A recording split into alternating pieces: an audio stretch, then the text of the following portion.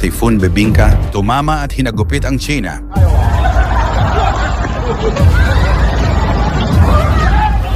Nitong Setyembre 16, 2024, tumama ang Typhoon Bebinka sa Shanghai, China na nagdulot ng malawakang pinsala at naging pinakamalakas na bagyo na tumama sa lungsod sa loob ng mahigit 70 taon. Habang tumataas ang bilang ng mga bagyong dumadaan sa Silangang Asya, si Bebinka ay nagdulot ng higit na takot at pinsala dahil sa tindi ng kanyang hangin at ulan. Paano pinaghandaan ng China ang naturang bagyo? Ano ang reaksyon ni President Xi Jinping dito? Ang paghagupit ng bagyong Bebinka sa China, yan ang ating aalamin.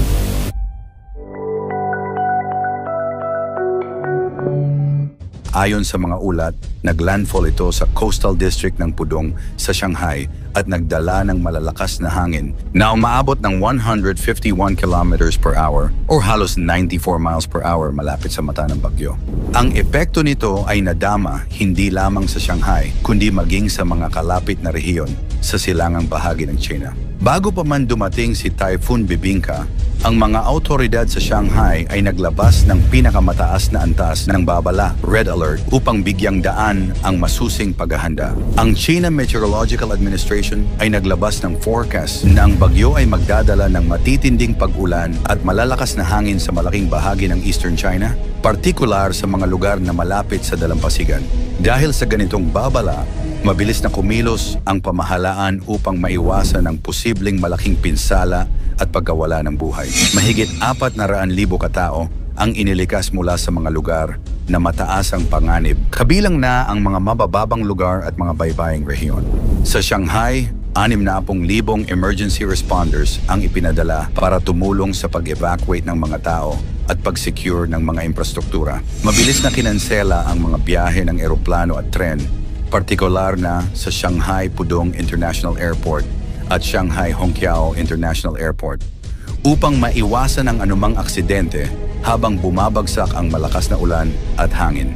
Ang mga kalsada at highway sa loob ng lungsod ay sinara at itinakda ang limitasyon ng bilis ng mga sasakyan sa 40 kilometro bawat oras. Maging ang mga pampublikong lugar tulad ng mga parke, malls at opisina ay ipinasara upang siguraduhing ligtas ang mga residente. Sa kabuuan, halos paralisa ang mga aktibidad sa Shanghai habang humahagupit ang bagyo. Si Pangulong Xi Jinping at ang pamahalaang Tsino ay agarang nagpatupad ng mga hakbang bilang tugon sa pananalasa ng bagyong Bebinka noong Setyembre 2024. Dahil sa lakas ng bagyong ito, na isa sa pinakamalalakas na tumama sa Shanghai sa nakaraang 75 taon, ang China ay nagpataas ng kanilang emergency response sa level 3 sa mga apektadong lugar tulad ng Shanghai, Zhejiang at Anhui. Inatasan ni Xi Jinping ang mga ahensya ng pamahalaan na magbigay ng suporta sa mga nasalanta, lalo na sa aspeto ng seguridad at kaligtasan ng mga tao, at maiwasan ang malawakang pagbaha na dulot ng malakas na ulan at pagbaha sa mga mababang lugar. Mga epekto ng bagyo sa Shanghai. Ganap na naglandfall si Typhoon Bebinka sa Shanghai nitong Setyembre 16, 2024, bandang alas 7:30 ng umaga at agad nitong pinadapa ang lungsod. Ayon sa mga ulat, ito ang pinakamalakas na bagyo na tumama sa lungsod mula pa noong Bagyong Gloria noong 1949 na nagdulot ng kaparehong antas ng pinsala. Mahigit 10,000 puno ang bumagsak dahil sa malalakas na hangin, dahilan upang magbara ang mga daan at magdulot ng pagkasira ng mga linya ng kuryente. 380 pamilya ang naitalang nawalan ng kuryente, ngunit mabilis na umaksyon ang mga kinauukulan upang maibalik ito sa normal na operasyon. Bukod sa mga pinsala sa infrastruktura, nagkaroon din ng pagbaha sa iba't ibang bahagi ng lungsod. Ang mga sakahan at kabukiran sa paligid ng Shanghai ay nalubog sa tubig, dahilan upang masira ang mga pananim at magdulot ng malawakang pagkawasak sa sektor ng agrikultura. Umabot sa 53 hektarya ng lupa ang nalubog sa tubig at maraming mga magsasaka ang nawalan ng kabuhayan dahil dito. Dahil sa lakas ng bagyo, maraming aktibidad ang naapektuhan.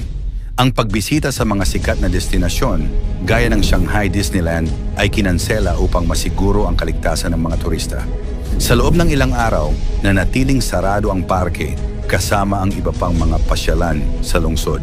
Ito ay isang hakbang upang maiwasan ang anumang aksidente dulot ng malalakas na hangin at ulan. Ang transportasyon ay isa rin sa mga sektor na labis na naapektuhan ng bagyo.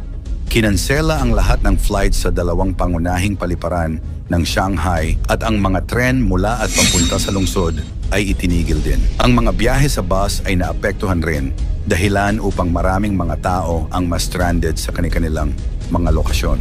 Lalo pa itong pinalala ng timing ng bagyo dahil ito ay tumama sa panahon ng Mid-Autumn Festival, isang 3 araw na pampublikong holiday sa China kung saan inaasahan ang mataas na antas ng pagbiyahe ng mga tao upang makipagdiwang kasama ang kanilang mga pamilya.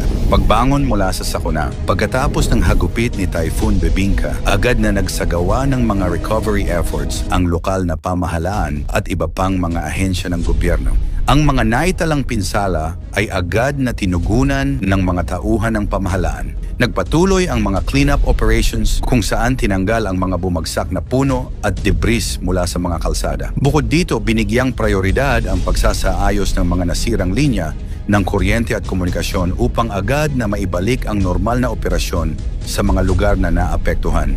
Nagbigay rin ng ayuda ang mga lokal na opisyal sa mga magsasakang nawalan ng ani dahil sa pagbaha. Ang mga nasirang sakahan at infrastruktura ay tinulungan ng pamahalaan sa pamamagitan ng financial assistance at relief goods. Bukod dito, nagpatupad ng rebooking policies ang mga airlines at train companies upang matulungan ang mga pasahero na naapektuhan ng mga kanseladong biyahe.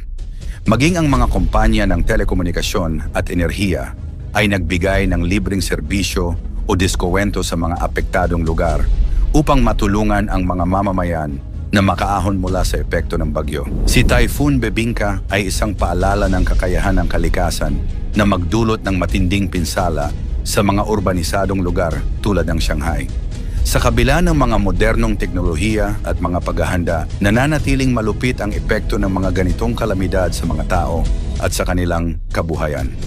Gayunpaman, ipinakita ng mga mamamayan at pamahalaan ng China ang kanilang katatagan at kahandaan sa pagtugon sa mga ganitong uri ng sakuna. Ang Typhoon Bebinka ay hindi lamang isang natural na kalamidad, kundi isang paalala rin ng pangangailangan ng mas matinding aksyon laban sa climate change. Ang patuloy na pag-init ng mundo ay nagiging dahilan ng mas malalakas at mas madalas na mga bagyo na nagdudulot ng higit pang panganib sa mga lugar na dati ng biktima ng mga kalamidad. Upang maprotektahan ang mga susunod na henerasyon, mahalaga ang pagtutulungan ng mga bansa upang magpatupad ng mga hakbang laban sa epekto ng climate change at palakasin ang kanilang kahandaan sa mga darating pang kalamidad. Ikaw, bilang isang ordinaryong mamamayan, ano ang maitutulong mo hinggil sa issue ng climate change? I-comment mo sa ibaba. Pakilike ang ating video, i-share mo na rin sa iba. Maraming salamat at God bless.